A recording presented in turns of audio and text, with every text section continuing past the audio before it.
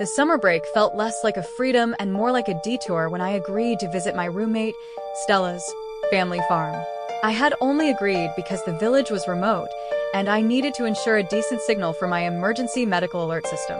A few years ago, my parents had an advanced pacemaker installed after a childhood heart arrhythmia scare.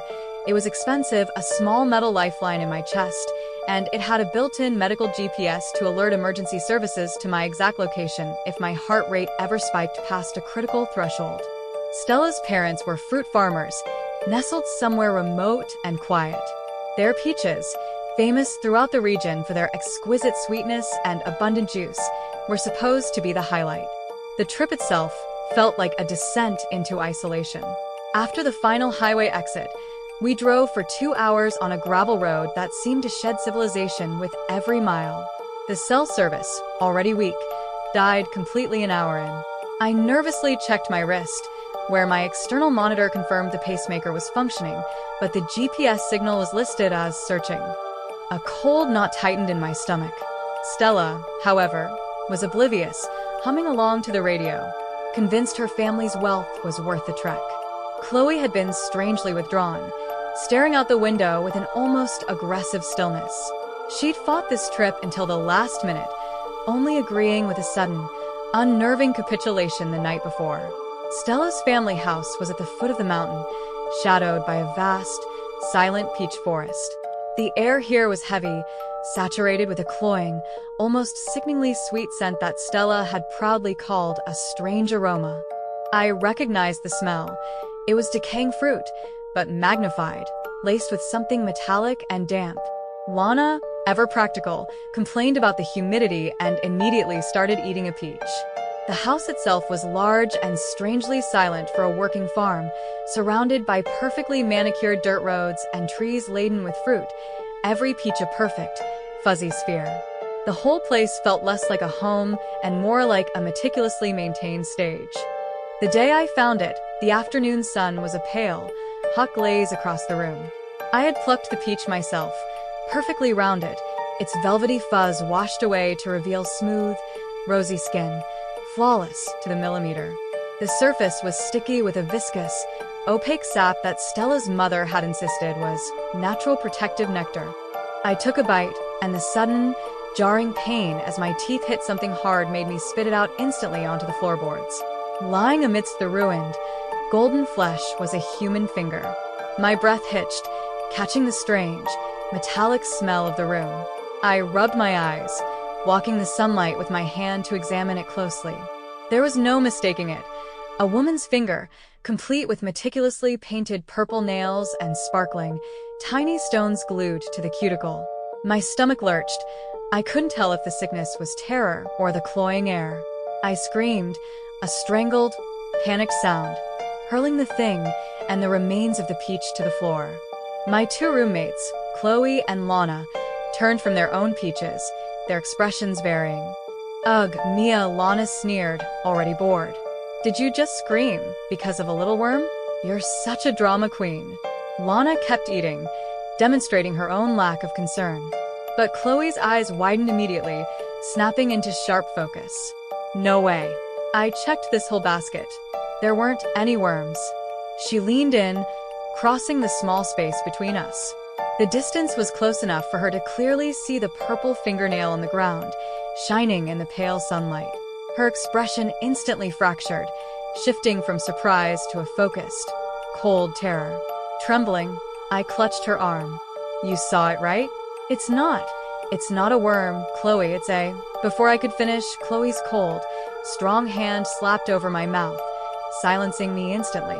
Her shoe quickly stepped on the finger, grinding it into the floor, and even the tiny, insignificant object seemed to let out a muffled, horrible squeak. I'll clean it up for you.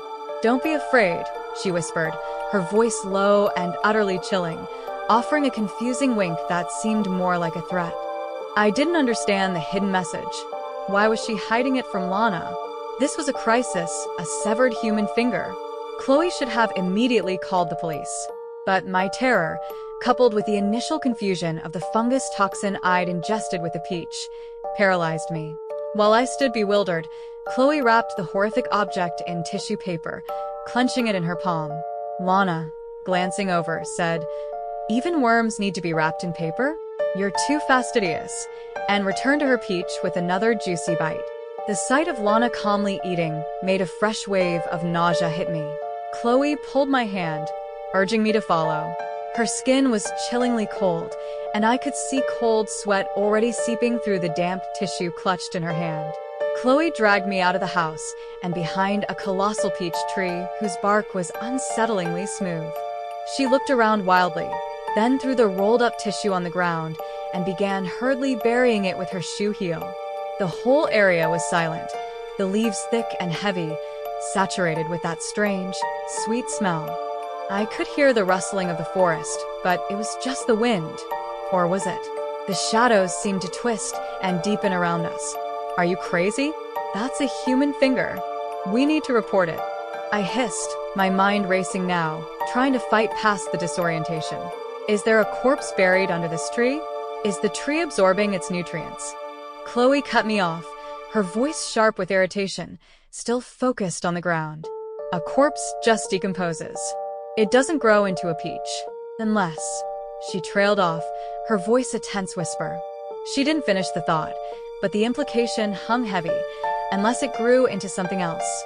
She was interrupted by the creak of the door. Stella walked out with an empty basket, smiling. "My dad said we need to pick all the peaches on this tree tonight," she announced, oblivious to our frantic activity. Stella noticed my distress. "Are you uncomfortable? If you're tired, go rest." I stood paralyzed, the image of the severed finger consuming my thoughts. Chloe pinched my arm, hard, a silent command. "It's okay, you're fine," she whispered in my ear. "We have to pick peaches. This is our last chance." Lana then spotted the crumpled white tissue Chloe had failed to hide. "Chloe, you said you'd throw the worm away and you just tossed it under the tree?" She stepped forward, intending to pick it up. Chloe's foot quickly pinned the paper down. "What do you know? I was going to bury it." She then urged me. "Hurry, dig the hole, Mia." Stella, hearing their argument, was confused but only smiled, waving a dismissive hand. "Never mind. Let them bury the worm." She pulled Lana away, handing her gloves and distracting her. As Stella and Lana busied themselves, Chloe lifted her foot, grabbed my hand, and whispered, "Hurry. It'll be too dark to do it later." My mind was blank. I simply obeyed. I used a sharp rock to obediently dig a bowl-sized hole. Chloe placed the paper inside and covered it with soil, patting it down with unnatural force. Hunched over, her gaze locked on mine, she whispered her final, coded instructions. "We'll pick peaches now. After dinner tonight, say you're sick and need to go to bed early. We're making a run for it. Act normal. Don't let them suspect anything." My stomach churned despite the fancy dinner being served. The sheer horror of the situation, the severed finger, the chilling confirmation, the immediate threat, made my heart pound. The metal lump in my chest felt like a ticking bomb, pushing me closer to the critical limit of my medical alarm. I feigned illness and excused myself to bed. Lying there, my mind raced through every terrible possibility. A soft knock, and the groan of the door startled me. "Don't worry, it's me." Chloe's voice appeared, and a wave of relief washed over me. I grabbed my phone from under the blanket. "If you don't tell me what's going on, I'm calling the police." A sneer crossed Chloe's face. "You think the phone still works?" My heart sank. The lack of a signal was a new, crushing wave of despair. Suddenly, a cold wind gusted through the window, and Chloe's face shifted from fury to pure panic. She leaned in, her voice now a frantic whisper. "Half an hour. Open the window and jump out to the peach tree. Don't use the door. I'll meet you under the tree. They have excellent hearing. I can't say more. Just remember, I will not stand by and die here." With that, she vanished back into the shadows. I was left alone with my spiraling terror. Why was she saving me and not Lana, her closest friend? My heart pleaded with me to trust her. I got up, my movement stiff, and as I passed Chloe and Lana's room, I heard voices. Stella, she really wasn't eating and pretended to be sick. Did she discover something? It was Chloe's mom voice. It doesn't matter. She won't make it out. Her only purpose here is to be consumed. Stella's chuckle was followed by an extremely loud, sharp growling sound of a contracting stomach, a sound that was grossly inhuman. Were they planning to eat me? The fungus, the peaches, the purple nails, it all pointed toward cannibalism. I froze. Stella suddenly asked, "Who's out there?" I rushed back to my room, burrowing under the blanket. She walked out. "Is that girl trying to escape? I'll check." The doorknob creaked. The hallway light cast Stella's shadow onto the opposite wall. I stared, and my blood ran cold. Her shadow was not human.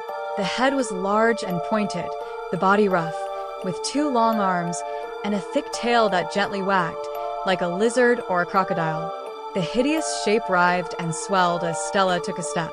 I almost passed out, the sight confirming the hallucinatory, sickening reality of the fungus. Then Chloe's voice rang out, sharp and decisive. "What are you doing?"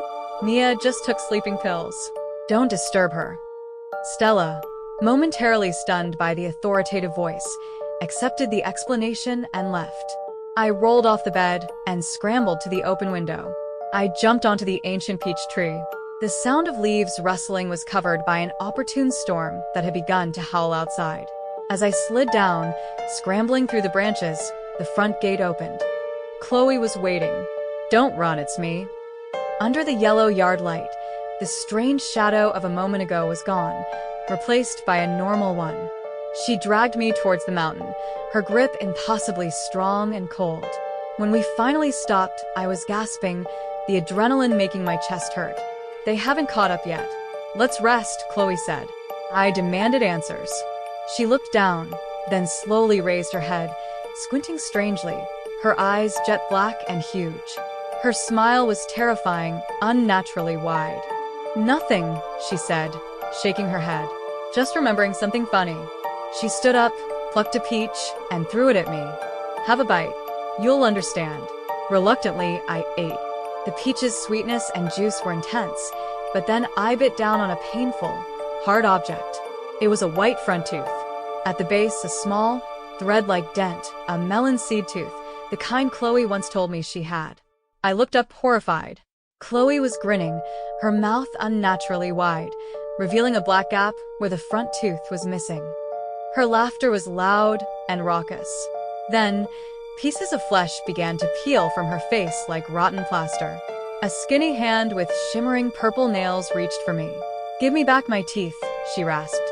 In extreme terror, I swung the rock in my hand, hit her, and ran down the mountain. The cold truth of the hallucinations was a terrifying ordeal.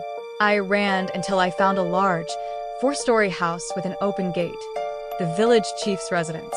A man was squatting, smoking. I rushed to him, frantically recounting Chloe's rotten face and falling teeth. The village chief's face paled, not with concern, but with a calculated fear. "You haven't been bewitched by some monster behind the mountain, have you? That area is completely forbidden." He told me to come inside, but as I walked past the canopy, I saw the black electric car parked there. The village chief's car was here, all along. Stella's father had lied. The betrayal was complete. The village chief's wife poured me hot water, muttering about evil spirits. I knew I wasn't possessed.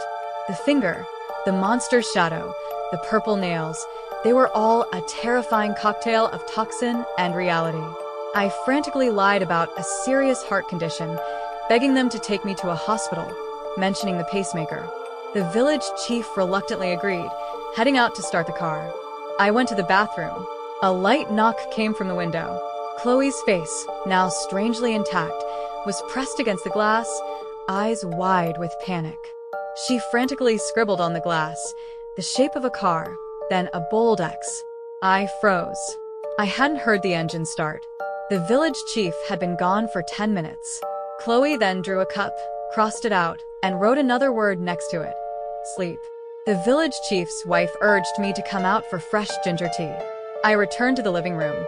She pushed the cup into my hands. I stalled. "Auntie, haven't you started the car yet?" She paused, embarrassed. "He must be looking for the keys again," she insisted, forcing the cup on me. But the keys were still on his belt. They truly did not intend to take me away. When the village chief's wife insisted I drink, I suddenly swung the cup and struck her hard on the head. I dashed for the main gate. I heard the village chief's low voice outside. "Hurry up, you guys are too careless. Almost let it escape." Footsteps approached. I turned to go back inside, but the village chief's wife was staggering up, her shadow on the wall a giant, monstrous streak. Suddenly, Chloe grabbed my arm and dragged me toward the garage. The car was unlocked. She pushed me in, and we both hit on the floor. The furious voices of the village chief, his wife, and Stella's father were right outside the car. Then, Stella's voice, chillingly clear, slipped through the crack. "Mia, I saw you hiding here." Chloe covered my mouth. Stella spoke again, a horrible, sobbing voice. "We are best friends. I invited you here." It was Chloe who instigated this, right? She is very evil. Come back. Don't make my father angry. The car door on Chloe's side was torn open with a loud bang. Chloe, with chilling calm, suddenly kicked Stella in the chest, sent her sprawling, slammed the door, and scrambled into the driver's seat. "Mia, sit tight." The engine roared. Chloe stepped hard on the gas, crashing through the gate. Once we were safe, I demanded an explanation. Chloe told me that everything I saw, the finger, the teeth, the rotting face, was an illusion. Clutching the wheel until her knuckles bleached white, Chloe revealed the horrifying truth. "I saw it immediately. As soon as we arrived at the farm," she hissed. "The heavy white sludge on the peaches? It's not sap. It's a gaseous fungus they named the white bloom fungus. It produces a toxin that triggers violent hallucinations." She shuddered before continuing. "But the fungus's real target is us. Consumed spores parasitize the human body, consuming the internal organs. Once the host dies, the fungus transforms the body fluids into a legendary, highly sought-after life elixir, a supposed fountain of youth." She added that when the victim is a young girl, the finished product fetches a massive price. I protested, but Chloe's conviction was absolute. The Sullivan family and the entire village were in on it. They lured young girls to be vessels for this disgusting medicine for the rich people behind the scenes. The toxins are initially weak and can be destroyed by panic and intense emotions. This is why she told me to pretend to be in a coma, to keep the family from realizing the poison had taken effect, and to delay my inevitable detention. I had to ask about Lana. "Why didn't you save Lana?" Chloe became silent. She finally said Lana was safe for the time being, as she had only eaten a few peaches. "Wait until we get out of here, call the police first, and hope she's saved." I reviewed everything. Chloe's initial objection to the trip, her sudden change of heart, her cryptic warnings. It all fit. There were no ghosts or demons, only cannibals. As the car slowed down, Chloe pulled into an old gas station. She told me to stay in the car while she borrowed a phone to call the police. As I watched her leave, a horrifying detail struck me. Chloe took the car key. Where did she get the car key from? Wasn't it on the village chief's belt? My heart pounded. Had the village chief given it to her? I remembered the village chief's parting words as we sped away. "Hurry up, don't let her escape." He didn't say them, unless they were accomplices. Chloe returned quickly, throwing me a bottle of water. "I've called the police, but just in case, we have to run further." She urged me to drink water, claiming it would flush out the poison. We sped off, but soon, headlights appeared in the rearview mirror. "They're chasing us." Chloe panicked. After a wild chase, we escaped. When the sky grew bright, a police car appeared in front of us. "Mia, we're saved," Chloe cried, slamming the brakes. We ran towards the uniformed men. Chloe grabbed the officer's shoulder, ecstatic. The officer turned. His face, partially hidden by the cap, became clear. It was the village chief, grinning with his jagged yellow teeth. The man beside him was Stella's father. Chloe froze, screaming in disbelief. "Why is it you guys?" In a desperate, final gamble, I didn't pretend to faint. The overwhelming shock sent a genuine wave of uncontrolled terror through me. My heart hammered against my ribs, a chaotic, frantic drumbeat.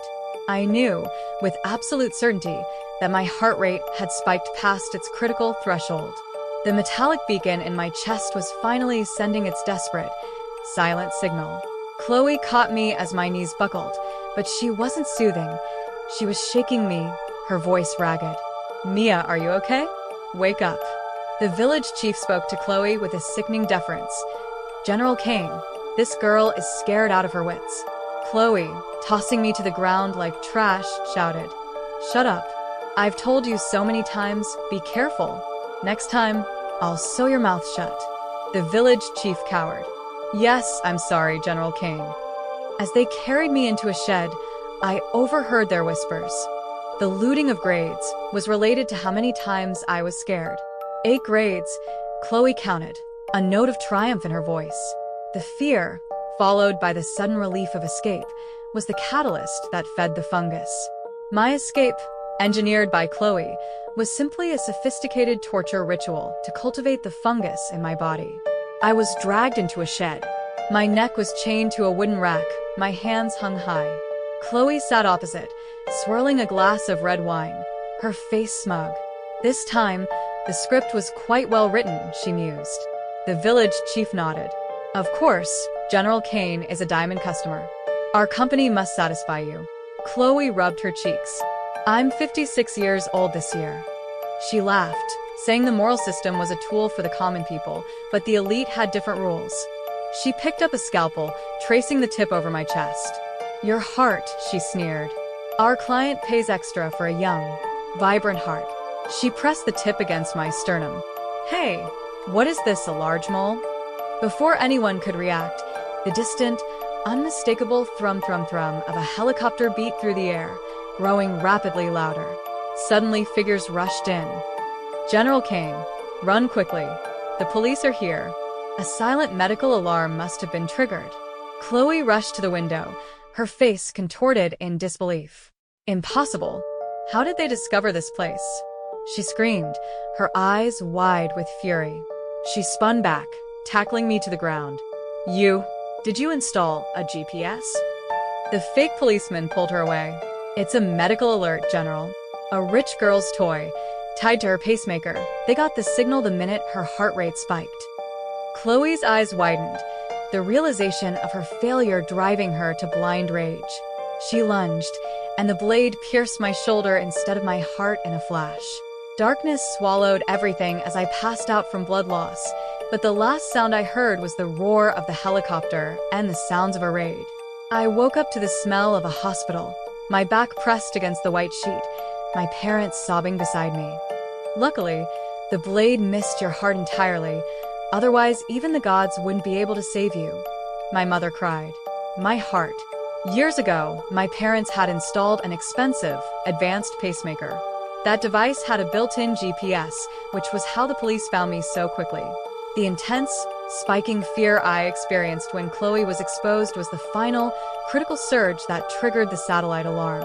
The town was afront, and almost the entire operation had been arrested after the police raid. I often sat in the hospital, haunted.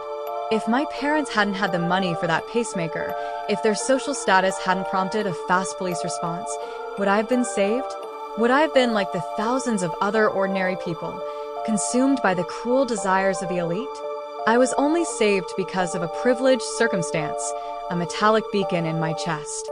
I still hope the world will one day become normal, but I know that even under the brightest sun, countless thick shadows still lurk.